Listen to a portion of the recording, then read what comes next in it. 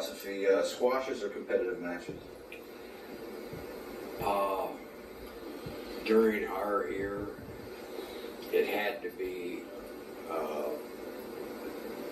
on the television. You saw the guy that you wanted to see win, or the guy that you wanted to see get beat.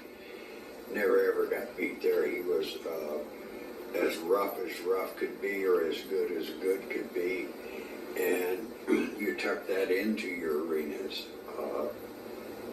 Right now, they can do it however they want to do it because there's only one around. In 90% of the wrestling world, there's only one big, huge conglomerate, and we all know who that is. Carly, is it more important for fans to believe what they're seeing is real and be invested in it emotionally? This is a yesterday versus today question again. Or is it okay for them to not necessarily believe, not necessarily partake, but still want to pay to see their favorite wrestlers and be part of the show? I think you can have an argument for it going both directions. I truthfully believe that the minute you take all imagination out of the business, you've virtually lost half of the business. Imagination and looking at something and you're saying, God, could I do that? It's regardless of whether you believe it, it's that factor of, I can't do that. That will still draw right today. What do you think, Bruno?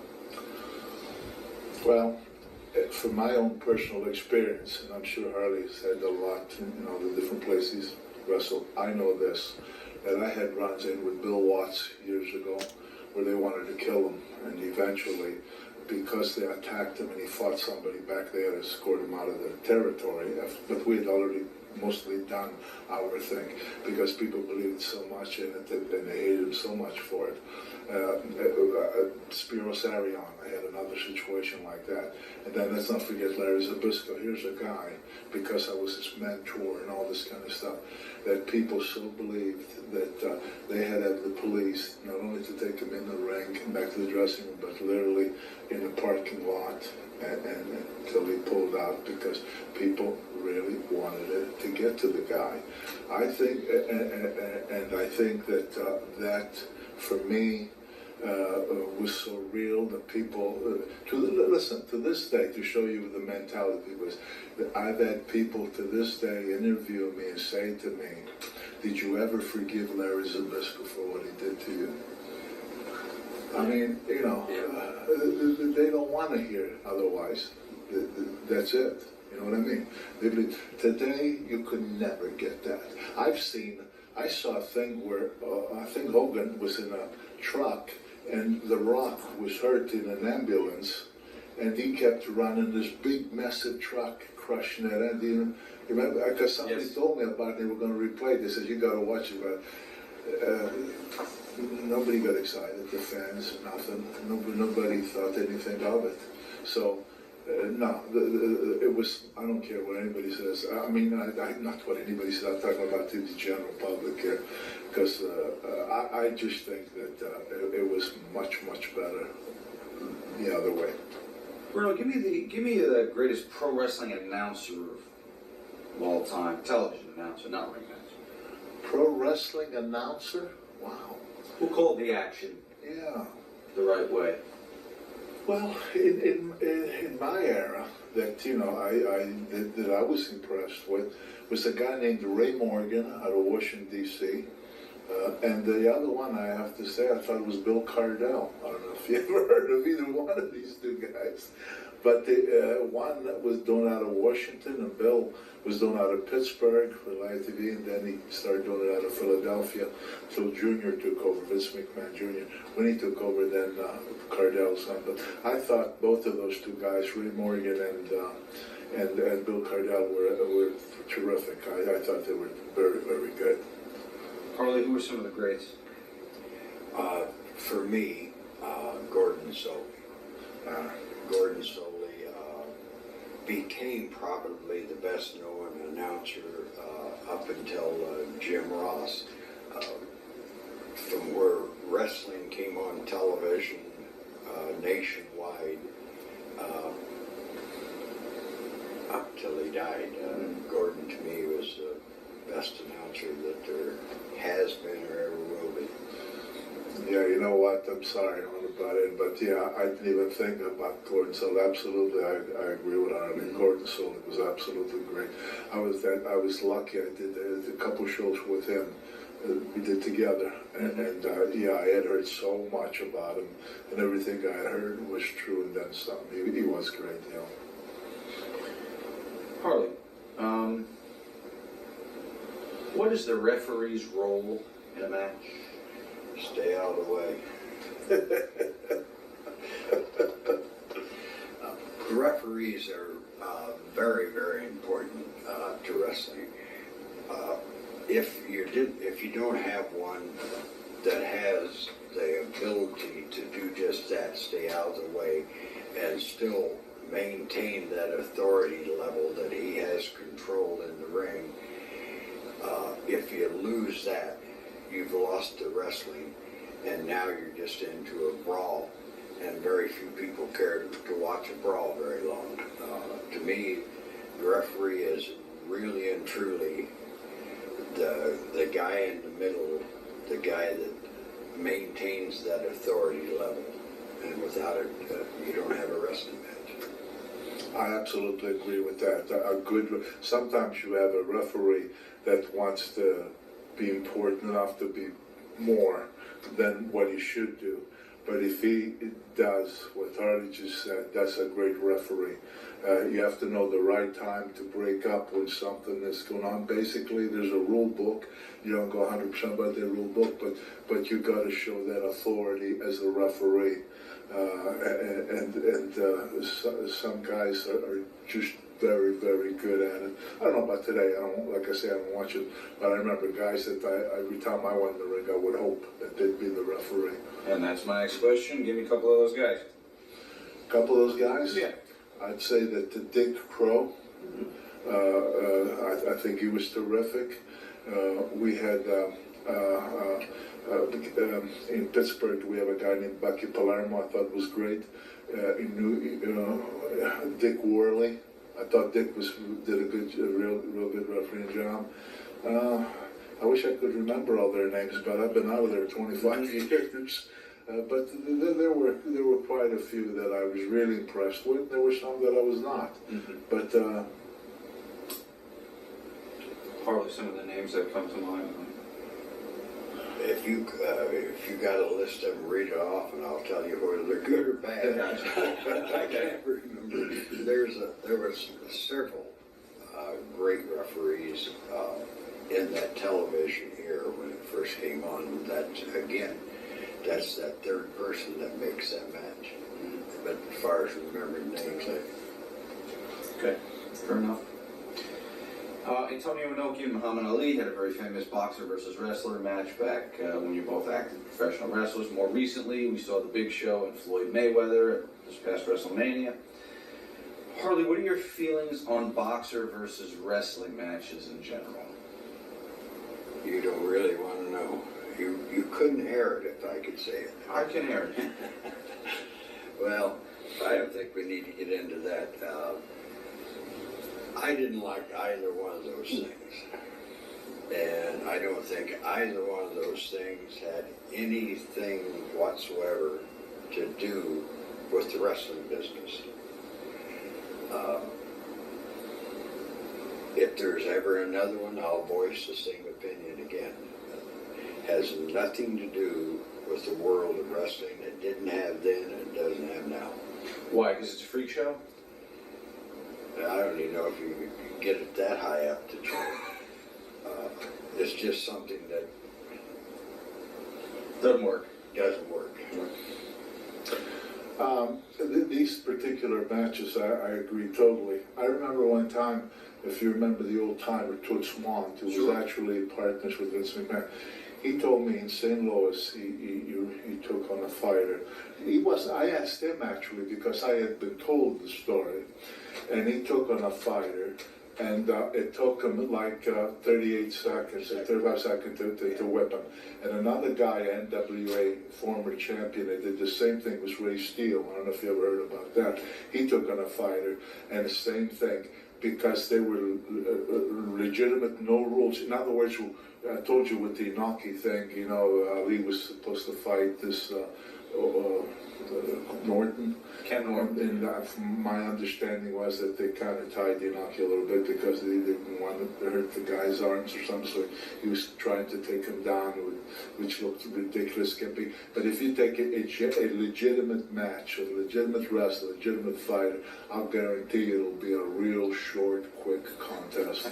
Yes, I agree. Was there anyone in boxing, football, martial arts, basketball that you would have happily gotten in the ring with? If Well, the thing with Ali and Inoki came afterwards, because when McMahon made the challenge, supposed to have been me and Ali, Ali wanted a $6 million guarantee.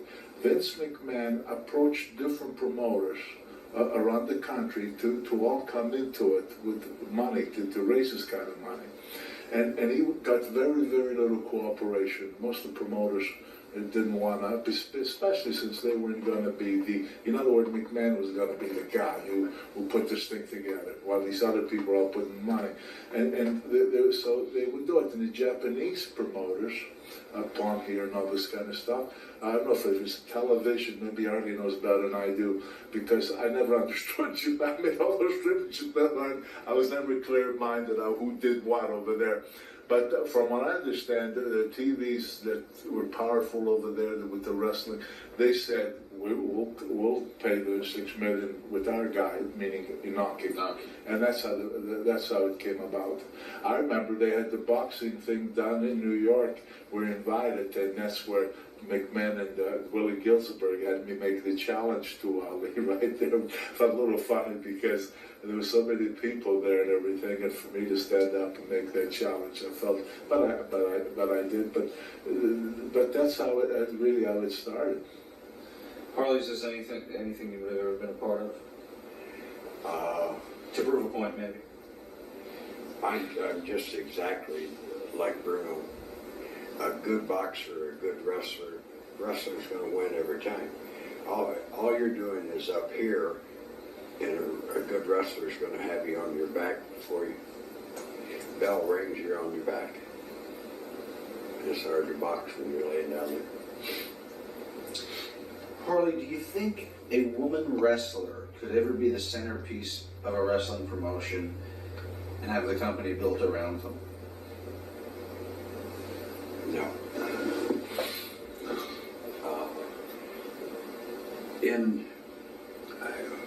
I want to say the ladies' heyday was probably the 50s, the 60s, and maybe into the early 70s. And this is no knock to them, period. There was a lot of talented girls in the wrestling business. But to centerpiece it, the guy that, and again the word came out, the guy that pays the bills is not going to go along with that.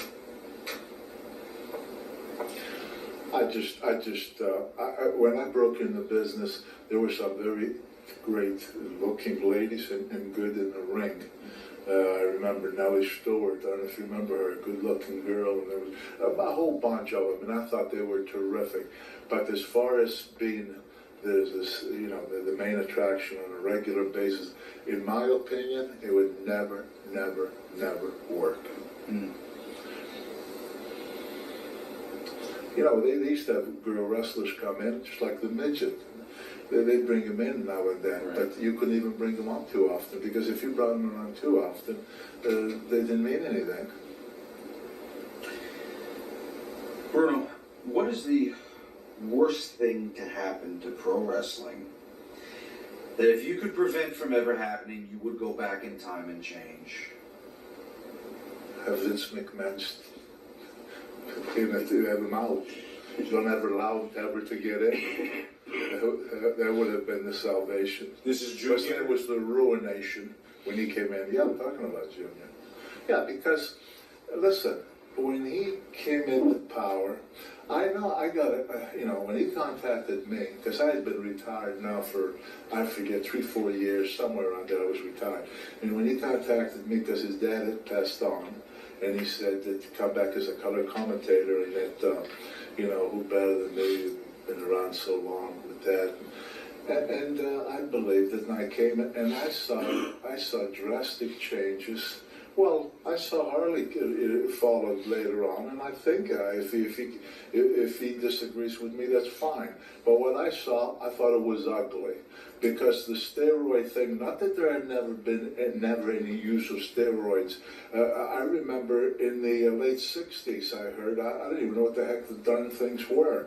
Steroids. I really didn't. The first time I ever heard about them, I asked a friend of mine at the gym where I trained, called the Mid-City Health Club. His name's Tommy Minicello. I says, "Tommy, what's a steroid?" And he explained to me what they were anyway. Then we found out that there was a few wrestlers, as far as I knew, that were on them. Few. When I was gone after I retired, by this time the number had grown. There's no question about that. But because Dr. Zaharian, who was around. But when I came back after those 4 years, I couldn't believe what I was saying. I mean, it seemed like it wasn't just a few, and that disturbed me tremendously, because after Rick McGraw passed away, I was pretty vocal about it, and I said, this is only the beginning if this isn't stopped, if somebody doesn't take some serious steps over here. Anyway, I felt that's when it got totally out of control. And as far as wrestling itself, okay, they started all this new stuff. There's a lot of positive things. For example, in my day, we never had merchandising. God, that would have helped us out as far as financing. Because in our day, none of us made anything to resemble what guys made later on. Okay, that's a fact. But we didn't have pay-per-view. Those things are all good stuff. But what we did have, we had something that you wouldn't be ashamed to take your kids to. There was no vulgarity, no profanity, no nudity like it became. They started doing some. There's McMahon with his Kiss My Butt Club. I mean, all this kind of stuff that for me was in a business, and I'm sure I think Arlie and others were raised. We were proud to be in this business. We loved this business. And to see what it has become, for me, speaking for myself, is very painful, and that's why I choose not to watch, and I haven't watched it for many, many years. That was the ruination of professional wrestling when Vince McMahon Jr. took it over. That's my opinion. Harley, worst thing happened to pro wrestling that if you could prevent from ever happening, you would go back in time and change.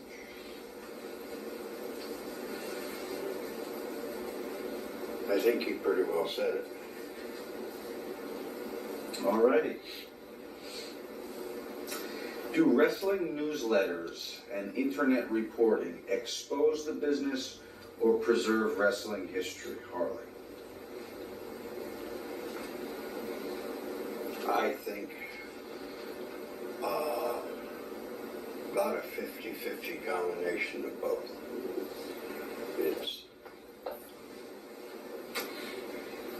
I don't know how you could or would try to control what's out there today. I know it's a whole world different than the way it used to be, and whether that's for the good or the bad, who's to say? If it was in our day, I would have found the newsletter very offensive, and I would absolutely not cared for them at all, and I would have never cooperate with them. I love seem to disappear. I want them to disappear. Today, I don't blame them. I can't blame them for what they write and everything else, because the organization itself is the biggest expose of the business itself. When you have had the McMahon, to do away with the commission and come. They say wrestling is all an illusion. It's make believe. It's this. It's that. You know. Then how does a newsletter hurt anything when the organization itself says these things, talks these things? You know. People have asked me often, is wrestling always the same? I said, no, it was not always the same.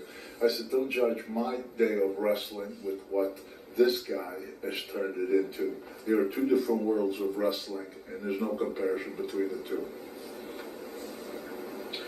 Bruno, is it really important for a wrestler to stay behind after his match, watch the other workers and the rest of the show, or is it perfectly fine for him to have his match and then leave or do whatever he wants afterwards? Well, it all depends on how long he's been around. And in my case, I can honestly tell you that when I was a preliminary boy, I would watch the matches before I went in the ring, and I would watch them after I got done with my match, because I was very curious. I wanted to learn, and I wanted to see how, you know, and that's where I picked up my ideas as I went, when I saw, like I told you, people that, don't get me wrong, great talent, like Rock or Carpathian, but this is where I learned a little bit about repetition and all that kind of stuff, and this is where I thought that if I ever got a break, and if I ever became a headliner, that's the one thing I was going to stay very conscious of, not to be that repetitious. And I tried not to be. Like I said, if with a brawler, I could have been a brawler. I was a wrestler with another wrestler. Depending on what the other guy was, I tried to be. And that, I thought, kept you kind of interesting, and you were a little different every time. Because when you have to repeat, like I said, month after month, and in some cases, every 2 weeks we used to run Philadelphia. When you have to do that for a long period of time, you know, you can't be very repetitious and last. Carly?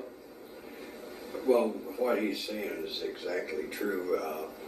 If you don't know what's happened before you, and you go out there and it becomes repetitive, and no matter how great you're doing, it's not going to come across to the people. They say that's the same thing. It's a repeat. My situation for a long time, and what Bruno was just telling you there was, if you don't know what's going on before you, you've got a big problem. And I had to take that thing and go virtually 90% of the time for 1 hour. So you could blend the whole card back in to your match if you got that amount of time to go. But if you pop out there and you're just like what was there, you ain't going anywhere. Right.